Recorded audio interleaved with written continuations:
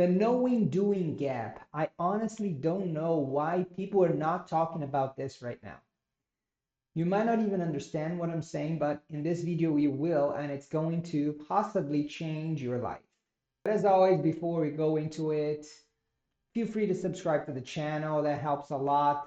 I'm sure that the information, not only in this video, but in the other videos that I posted here, is going to help you, your family. So subscribe, won't cost you anything.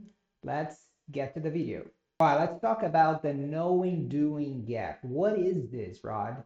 Well, it's basically knowing what we should do versus what we actually do. Okay, so it's the knowing doing, the gap that exists between the knowing and the doing. This might seem simple, simple concept, but in fact, a lot of people are struggling right now. They are stagnant, they are paralyzed because of the knowing doing gap. And let me tell you some good news first. The knowing doing gap is not a character problem. No, it's a design problem. So it has a solution that hopefully in this video, I'm going to present some of the solutions that you can actually start doing today.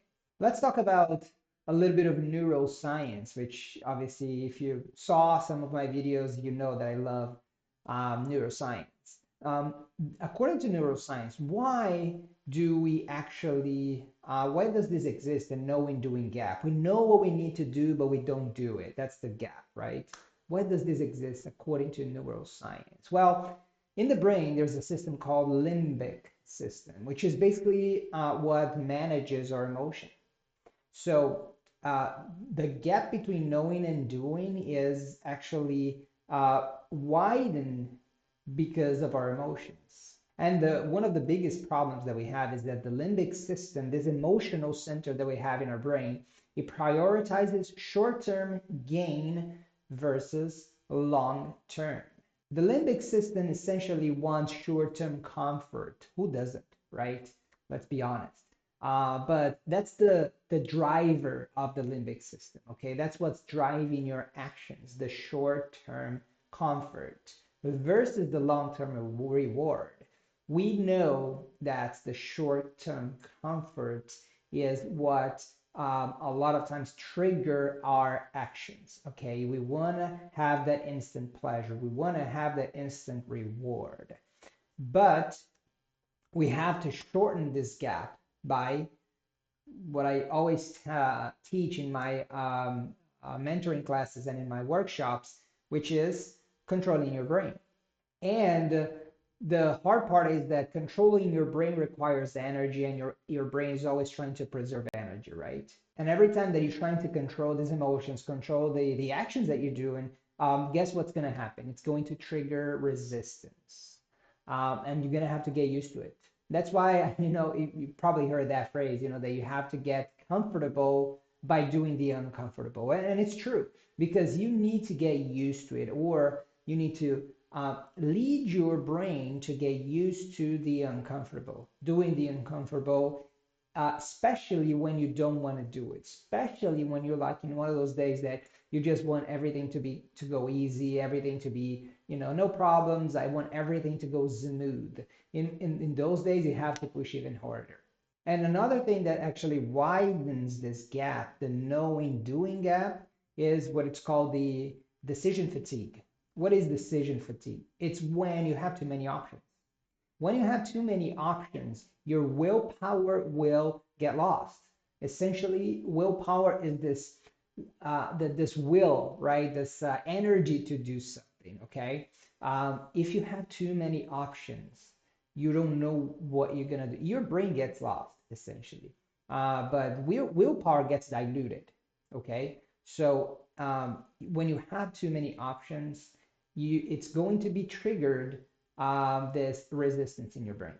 And essentially what happens inside your brain when you feel overwhelmed, your brain is going to activate autopilot mode on certain habits. And usually, unfortunately, those are the bad habits, right? So instead of, you know that you need to go to the gym, right? But instead of doing that, you turn on the TV and watch Netflix.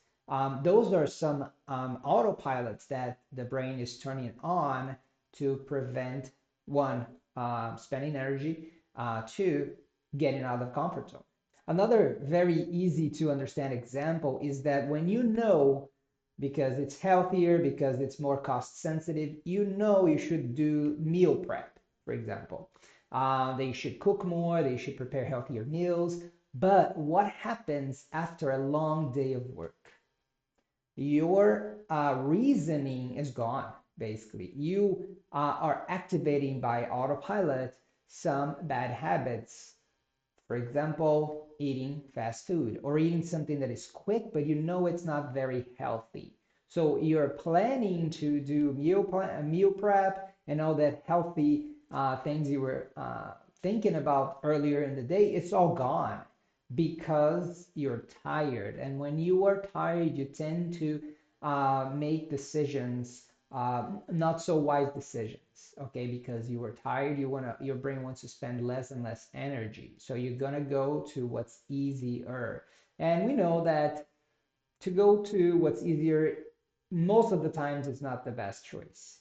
Because of overwhelm, decision fatigue, you know what you need to do, but you just don't do it. That's a big problem with this knowing doing gap. It's decision fatigue, you are tired, and you just want to do what's easier.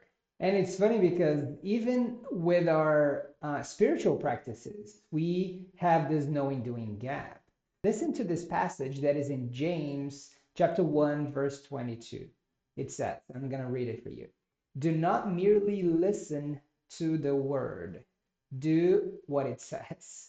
It literally says to bridge the knowing doing gap. Do not merely listen to the word, but you have to do what it says. Otherwise, you're not going to collect the fruits of it. And that is for our spiritual practices and everything that we do. And we know that knowledge without action, when we're talking about spiritual practices, is dead faith, right? But that's the same thing if you are pursuing bigger goals. Knowing what you need to do but not doing it, it produces nothing. It produces basically an empty fruit, right? So that's what this big problem that I listed in the beginning of the video, the knowing doing gap, is talking about. And another passage that talks about doing what needs to be done, which I love, it's in Proverbs chapter 14, verse 23. I'm going to read it for you. That says, all hard work brings a profit, but mere talk leads only to poverty. This is perfect, right? The Bible is it's eternal. It's so, for now, it's like all hard work brings a profit, but mere talk only leads to poverty. This is exactly what we're talking about. If you know what you need to do, but you don't do, that's what it leads to. All right, let's get practical right now. Let's talk about what can you do to bridge, right? To try to close this knowing, doing gap.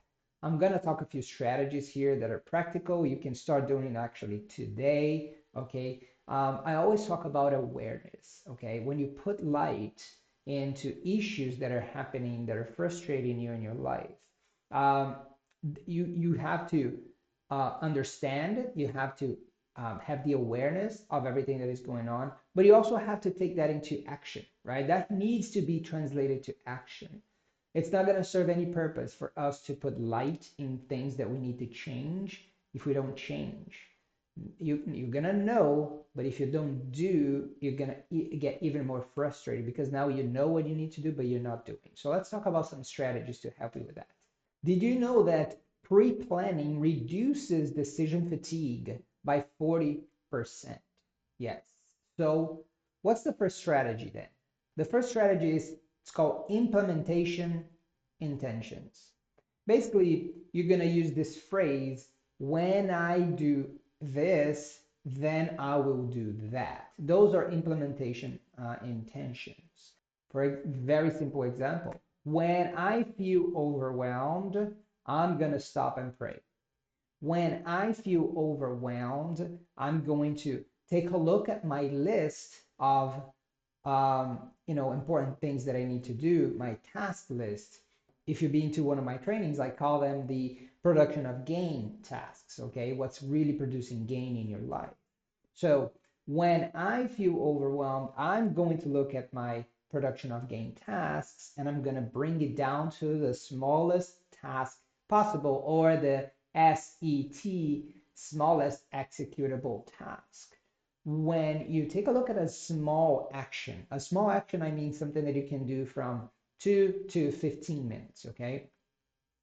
Your brain resistance is going to reduce. So your anxiety level, your overwhelmness is going to be reduced, okay? The second one is going to be a little bit controversial.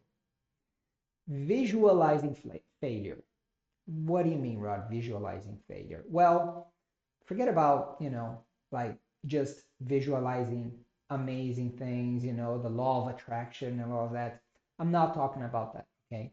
I'm talking about when you visualize what is going to happen if you don't get it done. What's the cost, essentially, right? Because for us, it's easy to visualize after you get something done that you know it's going to get you to grow more, right? Let's say that you want to write a book, right? So after you write this book, you're going to have that sense of accomplishment. You can visualize and see that book being created and all that. That's great. But what's the cost if you don't take those small actions that is going to lead to that book being finalized? What's the cost? So what's the cost of not doing the small actions? You have to think about this, because that's going to produce a sensation, a feeling, right? And that feeling should be of failure. That feeling should be of, well, that's, I don't want to be in that place. That should actually incentivize you to start doing the small actions. If we're talking about spiritually, right? If I don't read the Bible today, how will this affect my peace, right? And I actually have my Bible here with me. If I don't read this today, how will this affect my peace? If I skip not reading the Bible today, essentially, what's the cost of that? Okay, if I want to keep my spiritual routine, if I want to prioritize it, I got to read this every day. Okay, so what's the cost if I don't do it? How will this affect my peace? We got to think about those things. There's a book that is called Thinking Fast and Slow. And there's a phrase that says, loss aversion motivates action more than potential gains. So think about this. What we just discussed is you're trying to avoid loss, right? When you think about what's the cost of not doing something, you're trying to avoid that loss, right? Sometimes that, according to this book, sometimes that motivates more than thinking about the possible gain. So food for thought. The third one is pairing your habits with identity. So instead of saying, for example, oh, I should exercise today. No, you should say, I am someone who exercises daily. Instead of saying, I should pray today. No, I am someone who pray daily.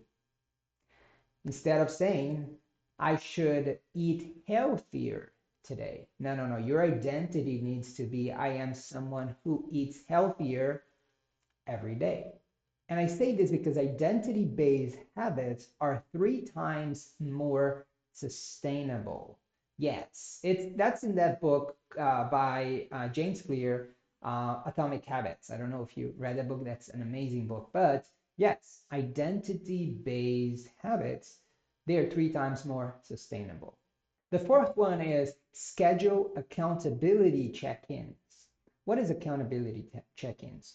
Literally schedule on your schedule, on your agenda, or however you put together your day, your tasks. Schedule to do an accountability check-in. How am I doing today? What's the progress that I did today? What kind of tasks I actually completed today? And that's accountability with yourself. If you want to take this a step further, which helps even more, It's have an accountability partner. Okay? Ask someone, a good friend of yours, to text you, for example, text me at 8 p.m. tonight and to check on me to see if I prayed today or if I exercised today. Okay, that's an accountability partner. And I say this because according to the American Society of Training and Development, accountability boosts up to 65% your level of success, up to 65%. So when you have this accountability with yourself, or ideally, like I said, with someone, that can boost 65%, up to 65% your success. That's huge. The fifth one is celebrate progress, not perfection. We are way too hard on ourselves. Okay, we always want perfection, but you have to celebrate the small wins. A good technique is to track the progress that you have done throughout the day and mark it and celebrate each small win. Like I said, if you are going through your list of progress of tasks that are going to produce gain, the production of gain tasks, you are checking an X or a check mark for those things that you did. Celebrate those small wins. Okay, celebrate that's progress. That's real progress in your life. Celebrate progress. Okay, instead of looking for perfectionism or looking for to be so perfect all the time. Why do I say this? According to Harvard Business Review, progress tracking can motivate you or boost your motivation up to 42%. We get motivated when we see progress in life. The brain releases dopamine, which acts, as the hormone of motivation when you see progress in your life. Even small wins. Small wins are progress. Once you realize that any big goal is, if you break it down to small goals and you keep tackling those small goals, and I'm talking about small movements, if you keep completing those small movements and checking and getting it done, that big goal is going to eventually get done. Okay. And that small win, small progress motivates you to keep going. So your knowing doing gap, it actually closes when you realize that you have to keep consistency and not flawless results or flawless actions. Okay, you have to pair grace with grit. It's progress over perfection. That's what you have to think about. And to end this video, I want to mention this verse that is in, let me find it here, Matthew 26:41, that says, "The spirit is willing, but the flesh is weak." Look, I think this is a perfect closing of the video. The spirit is willing, but the flesh is weak. This is essentially us every single day, right? We want to do, but our flesh, which means our desires, are weak. We want to do, we know what we have to do, the knowing, but when it comes to the doing part, we are weak. And this verse exemplifies this perfectly. The spirit is willing, but the flesh is weak. Open your Bible, go to Matthew 26:41. Matthew chapter 26, verse 41. I hope this video was very not only informative to you, not only you all now know more, but it gets you to do more. That's the intention with this video. So go back to the list that I shared and see what you can start doing today. Okay? Share with me in the comments which of the 5 strategies that I mentioned in this video you're going to start tackling today. I want to know. I hope you have an amazing and blessed day. I'll see you on our next video.